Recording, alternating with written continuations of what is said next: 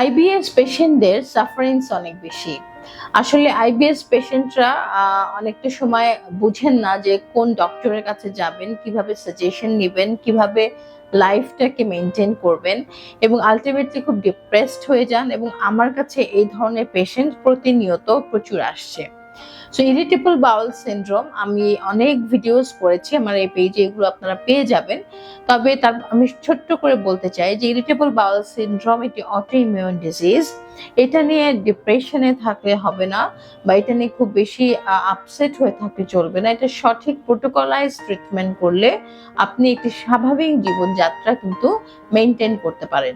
এই স্বাভাবিক জীবনযাত্রা মেনটেন করার জন্য সর্বপ্রথম আপনার জানতে হবে যে আসলে আপনার ইমিউন সিস্টেমটা কতটুকু স্ট্রং আছে, এবং ইমিউন সিস্টেম স্ট্রং থাকলেও আপনার কোন ধরনের ফুডে অ্যালার্জি আছে, আপনার ঘুমের কোনো সমস্যা আছে কিনা, আপনার ফ্যামিলি অথবা অফিসে কোনো স্ট্রেস আছে কিনা, এগুলো যদি থেকে থাকে এগুলোর প্রপার ম্যানেজমেন্ট করতে হবে।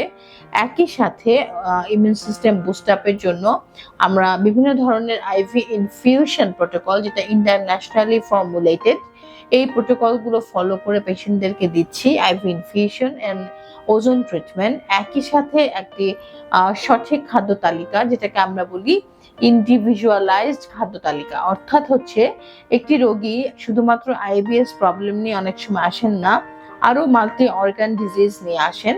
তো সেই ডিজিজগুলোকে মাথায় রেখে এবং আপনার আইবিএস প্রবলেমটাকে মাথায় রেখে এবং আপনার ল্যাবরেটরি টেস্টের রেজাল্টকে মাথায় রেখে তিনটাকে কম্বিনেশন করে একটা প্রপার ডায়েট প্ল্যান এবং lifestyle modification, immune system boost up, এই তিনটা জিনিস মেনে চললে আইবিএস রোগীরা কিন্তু একটি স্বাভাবিক জীবনযাপনে ফেরত আসতে পারেন।